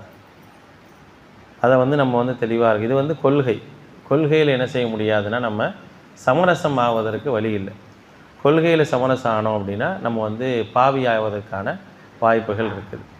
இப்போ அவங்கள பொறுத்த வரைக்கும் அவங்க வந்து நம்மள்ட்ட கேட்பாங்க, அப்படி தான் அவங்க பழகியிருக்கிறாங்க. கேட்கும்போது ஒரு சில விஷயங்களை வந்து நம்ம என்ன நினைக்கிறோம் அப்படின்னா, தெளிவுபடுத்தாமையே வந்து பயந்து பயந்து பயந்து பயந்து நம்ம விட்டுறோம். அவங்க வந்து நம்ம தெளிவுபடுத்தலாம், எனக்குன்னு இந்த கொள்கை கோட்பாடுன்னு இருக்குது, அந்த கொள்கையில் வந்து உதவி செய்கிறத வந்து என்னுடைய மார்க்கம் தடுக்கலை. உணவுக்காகவோ மற்ற காரியங்களுக்காகவோ யாராக இருந்தாலும் எவராக இருந்தாலும் என்ன உதவி வேணால் என்ன செய்யுது, செய்ய சொல்லுது. அதை பற்றி பிரச்சனை இல்லை.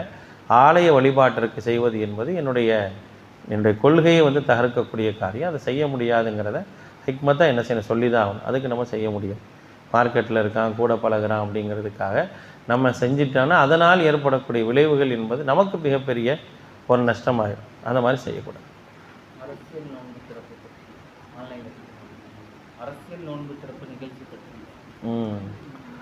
ஆன்லைனில் ஒரு கேள்வி வந்திருக்கு. அரசியல்வாதிகள் நோன்பு திறக்கிறாங்க, அதை பற்றியான ஒரு விஷயம் என்ன அப்படின்னு சொல்லி கேட்குறாங்க.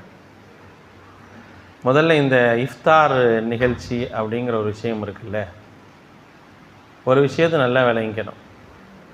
நபி ஸல்லல்லாஹு அலைஹி வஸல்லம் சொல்கிறாங்க, மன் கஷ்ஷ ஃபலைஸ மின்னா அப்படிங்கிறாங்க. யார் ஏமாற்றுகிறாரோ அவர் நம்மை சார்ந்தவர் இல்லை அப்படிங்கிறாங்க. யார் ஏமாத்துகிறாரோ அவர் நம்மை சார்ந்தவர் அல்ல அப்படிங்கிறத அல்லாஹ்வுடைய தூதர் சொல்லியிருக்கிறாங்க. ஏமாற்று வேலை தான் என்னன்னு கேட்டிங்கன்னா இந்த இஃப்தார் பார்ட்டிகள் எல்லாமே. அது வந்து நம்மளே வச்சாலும் சரி, அவங்களே வச்சாலும் சரி, இதெல்லாம் வந்து ஒரு சுயநலத்திற்காக, ஏமாற்றுவதற்காக, உள்ள குரோதத்தையும் வெளியே அன்பையும் காட்டுவது போல் என்ன செய்கிறாங்க அப்படின்னு நிறைய பேர் நடத்திட்டுருக்கிறாங்க. இப்போ அந்த அடிப்படையில் வந்து அதை வந்து பார்த்தோம் அப்படின்னா, அப்படி ஒரு நடைமுறை வந்து ஒரு இபாதத்து. இஃப்தாருங்கிறது, நோன்பு திறக்கிறதுங்கிறது ஒரு இபாதத்து. அந்த இபாதத்து எப்படி ஆயிடுது அப்படின்னா, ஒரு ரொம்ப ரொம்ப ஒரு மோசமான ஒரு நடைமுறைக்கு இன்றைக்கி போயிடுச்சு. சரிங்களா? எவனும் இஃப்தாருக்கெல்லாம் வர மாதிரி தெரியல. இஃப்தாருக்கு வரானா இல்லையோ, இஃப்தார் கொடுக்குறவனை பார்க்குறதுக்காக வர கூட்டம் தான் என்ன செய்யுது, அதிகமாக இருக்குது. சரிங்களா? எப்போதுமே அதுதான். இஃப்தார் முடிக்கிறத விட அந்த இஃப்தாரில் நான் கலந்துக்கிட்டேன்னு சொல்கிறது தான் என்ன செய்வாங்க, நிறையா பேர் ஆசைப்படக்கூடியவங்களாக இருக்கிறாங்க. அது வந்து கொடுக்குறவனுக்கும் தெரியும், வாங்குறவனுக்கும் தெரியும், இது ஒரு ஏமாற்று வேலை, ஒரு நடிப்பு அப்படின்னு தெரியும். அந்த நடிப்புக்கெல்லாம் வந்து என்ன செய்யலை, மார்க்கம் அனுமதி கொடுக்கலை. விருந்தை மார்க்கம் அனுமதிக்குது, கண்ணியப்படுத்துது. விருந்து கொடுப்பவர் யாராக இருந்தாலும் ஏற்றுக்க சொல்லுது. விருந்தை பொறுத்த வரைக்கும் ஒரு யூதருடைய விருந்தை கூட நபி ஸல்லல்லாஹு அலைஹி வஸல்லம் வந்து அங்கீகரிச்சிருக்கிறாங்க, அங்கீகரிக்காமலாம் கிடையாது. ஆனால் வந்து எதுக்காக தரப்படுது அப்படிங்கிற ஒரு விஷயத்தை பொறுத்து தான் என்ன செய்யணும் அப்படின்னா முடிவு பண்ணணும். அரசியல் அடிப்படையில் தரப்படக்கூடிய இஃப்தார் என்பது அது வந்து ஒரு ஏமாற்று வேலை தான். சரிங்களா? அதில் எந்த விதமான மாற்று கருத்துக்கும் இடமில்லை. அந்த ஏமாற்று வேலைக்கு என்ன செஞ்சிடக்கூடாது, நம்ம துணை போயிடக்கூடாது. அதில் இன்னொரு பிரச்சனையும் இருக்குது. இன்றைக்கு உள்ள கால சூழ்நிலையில் இப்போலாம் நம்ம இந்த மாதிரி விஷயங்களை நம்ம கலந்துக்கலை, அங்கீகரிக்கலை அப்படின்னா என்ன ஆகும் அப்படின்னா, பிஜேபி உள்ளே வந்துடும். அவங்களுக்கு வந்து ஒரு சமூக நல்லிணக்க இஃப்தார் நிகழ்ச்சி இப்போ நம்மளால் எப்படி நடத்த ஆரம்பிச்சிட்டான். அவங்க வந்து முஸ்லீம் லீக்கு, டிஎம்கே அப்படி நடத்திட்டு போனால், இப்போ நம்ம கம்பெனிக்காரவங்கெல்லாம் வந்து சமூக நல்லிணக்க இஃப்தார் நிகழ்ச்சி அப்படின்னு சொல்லி நடத்துகிறோம். சமூக நல்லிணத்துக்கு எத்தனையோ நிகழ்ச்சி நடத்தலாம்.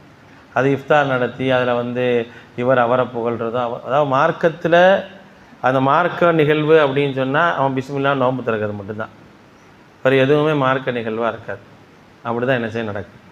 அதனால் வந்து இது என்னன்னு கேட்டிங்கன்னா, அது ஒரு ஏமாற்று வேலை. அதை அங்கீகரிக்கிறதோ, அதை ஆதரிக்கிறதோ, அதில் கலந்து கொள்கிறதோ, அது போகாமல் இருக்கிறது தான் நமக்கு நல்லது. இப்போ அதில் வந்து இன்றைக்கி உள்ள சமூக நல்லிணக்கத்துக்கு அது வந்து ரொம்ப எடுத்துக்காட்டாக இருக்குது. அதெல்லாம் இருந்தால் வந்து என்னென்னு கேட்டிங்கன்னா, அந்த எதிரிகள் எல்லாம் வந்து அதை வச்சு நம்ம என்ன செய்யணும், எதிரிகளை நம்ம வளர்க்காமல் இருக்கலாம் அப்படின்லாம் என்ன செய்கிறாங்க சொல்கிறாங்க. அதாவது ஒருத்தர் என்ன நினச்சிக்கிறான்னா, தன்னைத்தானே ஏமாற்றி கொள்றதுல வந்து இஸ்லாமிய சமூகம் போல் ஒரு ஏமாளி யாருமே கிடையாது. நல்லா விளங்குங்க. நம்மளே என்ன செய்கிறோம் அப்படின்னா, பல விஷயங்களில் வந்து ஆறுதல் படுத்தி என்ன செய்கிறோம், ஏமாற்றிட்டுருக்குறோம். ஒரு 2 எம்எல்ஏ கொடுத்தா, ஒரு எம்பி கொடுத்தா, அல்லது முஸ்லீம் கட்சியை சேர்த்துக்கிட்டால் இவர் தான் என்ன செய்வார், பாதுகாப்பார் அப்படின்னு சொல்லிக்கிட்டு என்ன செய்கிறோன்னா, நாமளே ஏமாற்றி அவங்களும் ஏமாந்து சமூகத்தையும் ஏமாற்றி நட்டாத்தில் கொண்டு வந்து நிப்பாட்டியிருக்கிறாங்க.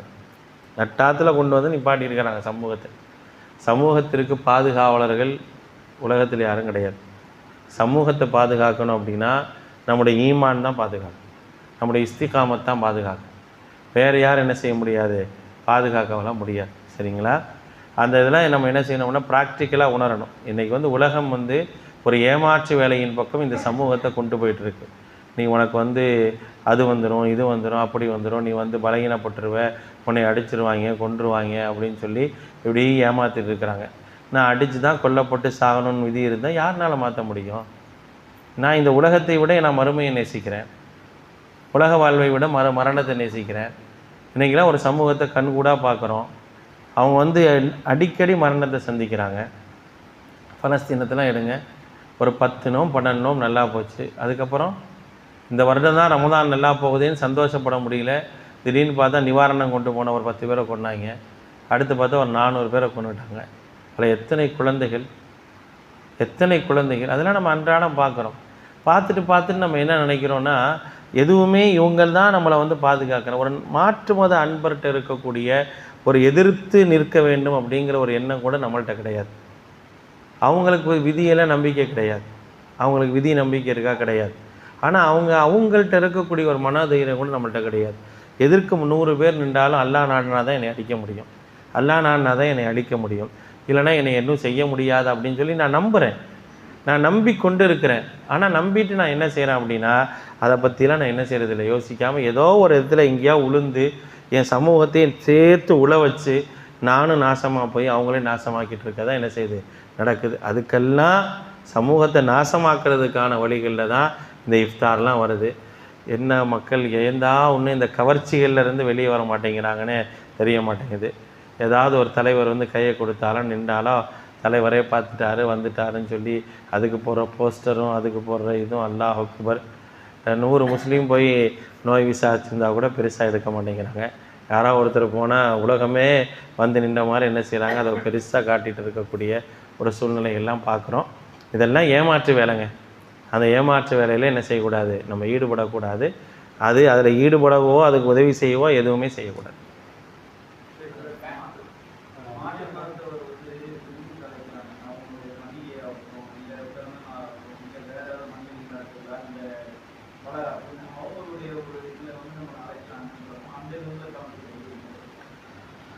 அதாவதுங்க, மாற்று மதத்தவர்கள் அடைக்கக்கூடிய விருந்துகளில் கலந்துக்கலாமா அப்படிங்கிற கேள்வி.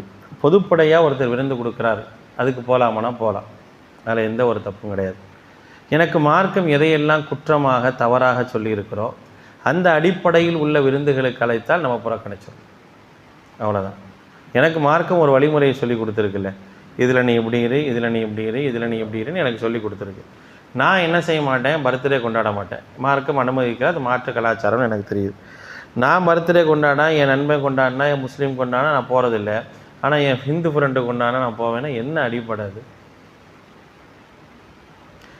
நம்ம என்ன நினைக்கிறோன்னா, மனித நேயம் அப்படிங்கிறது என்ன, சமத்துவம் என்பது இப்படி தான் இருக்குதுன்னு தப்பாகவே நினச்சிருக்கு. அதெல்லாம் சமத்துவம் இல்லை.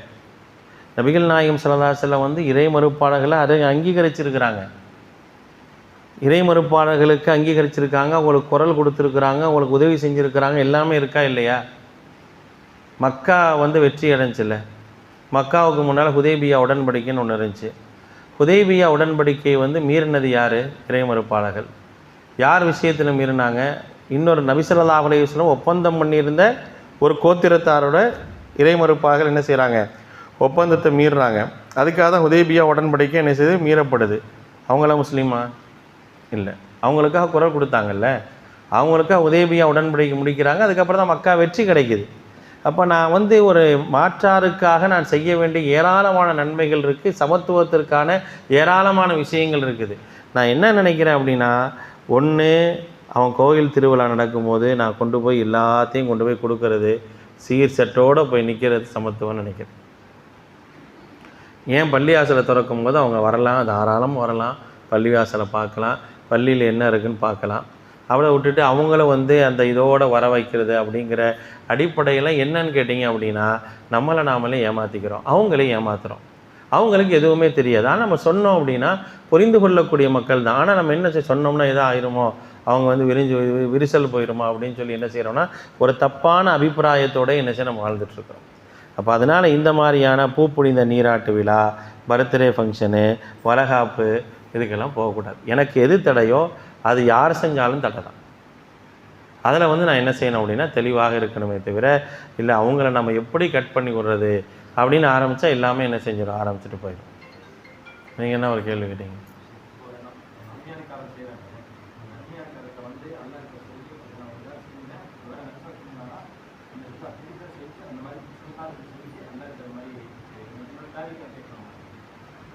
என்ன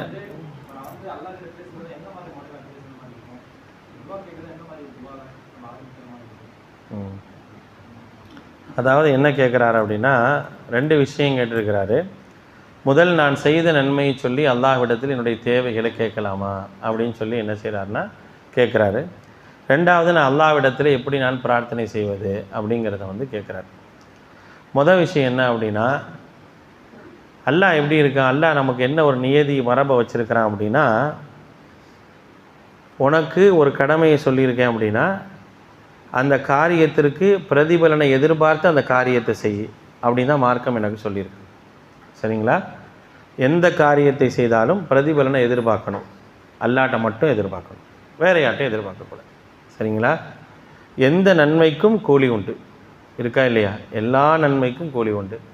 1, 10, 100, 700 வரைக்கும் அதை விட கணக்கில் அடங்காத கூலி இருக்குது. அப்போ அந்த செய்தி எனக்கு என்ன சொல்லுது அப்படின்னா, நீ ஒரு நன்மையை செய், அந்த நன்மைக்கு பிரதிபலனை எதிர்பார். அந்த பிரதிபலனை நீ யார்கிட்ட எதிர்பார்க்கணுன்னா உன்னை படைத்த ரப்பிடத்தில் எதிர்பார்.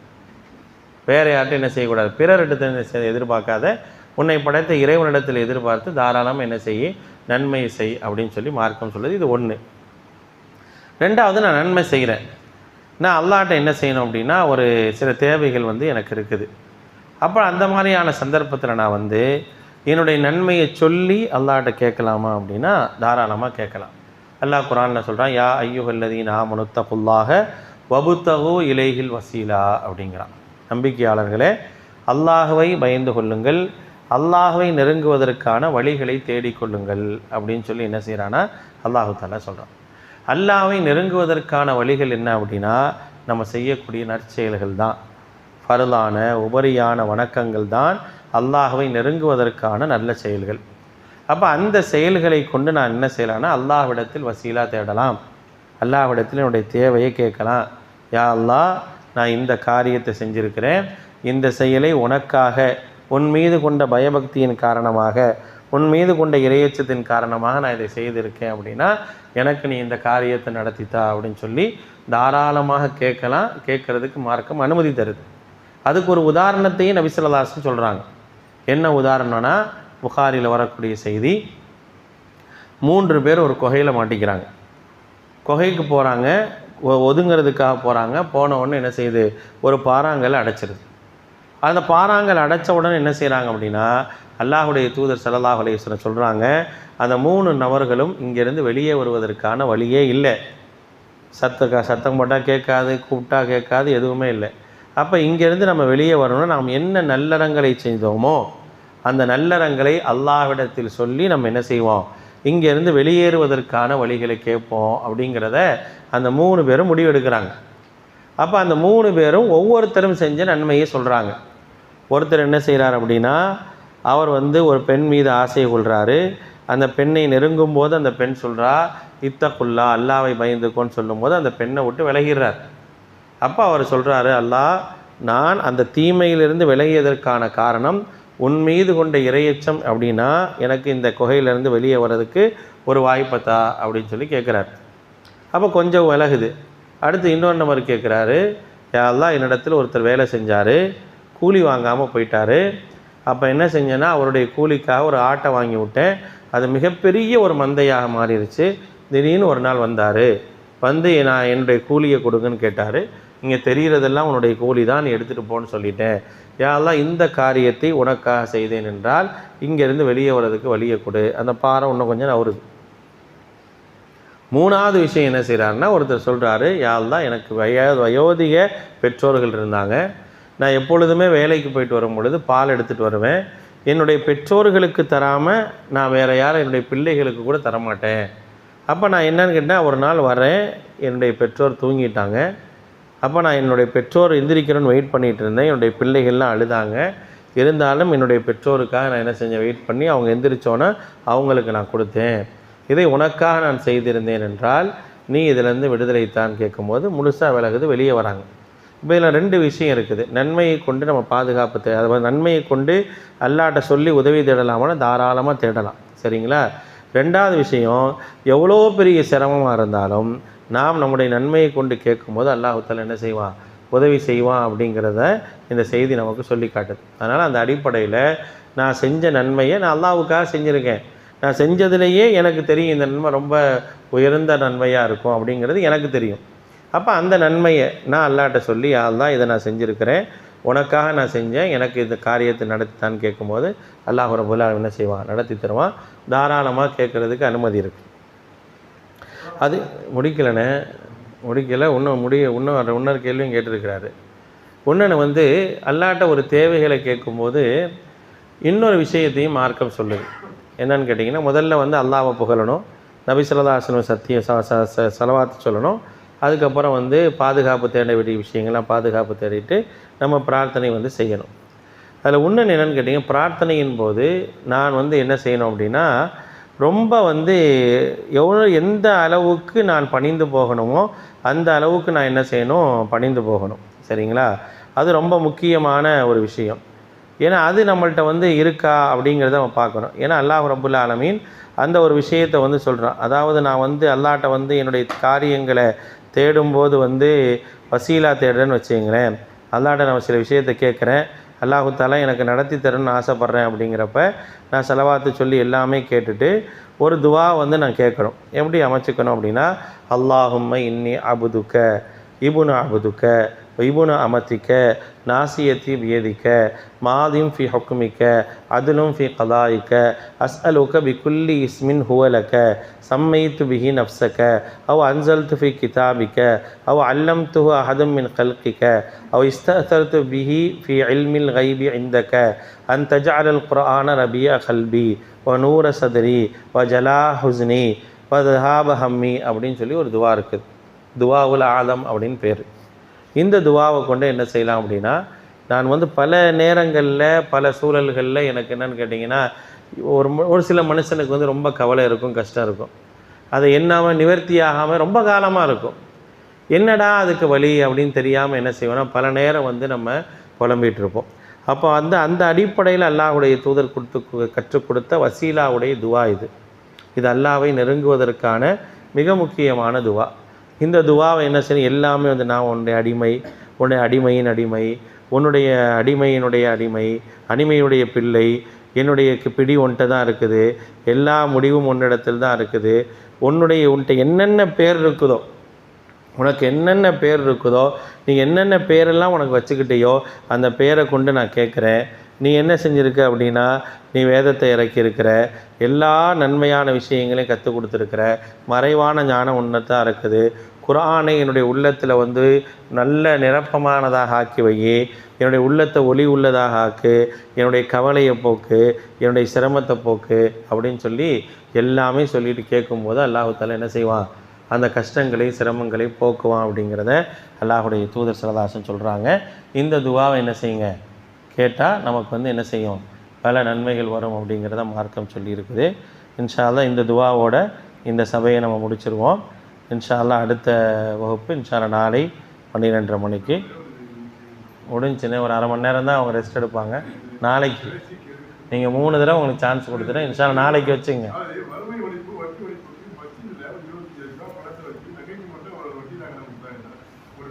காசு இல்லைன்னா கூட சமுதாயத்தில் யார்ட்டையும் கேட்க முடியாது சொல்லுங்க. ஒரு 50,000 ரூபாய் இமாம்கிட்ட கொடுத்து ஒரு 500,000 தேவைப்பட்டா வாங்கிக்கலாம் கொடுக்குறாங்க. உள்ளக்க போறது வெளியே நீங்கள் சொல்கிறதெல்லாம் ஆலோசனை. நான் என்ன சொல்கிறேன், நீங்கள் சொல்வது ஃபுல்லாக ஆலோசனை.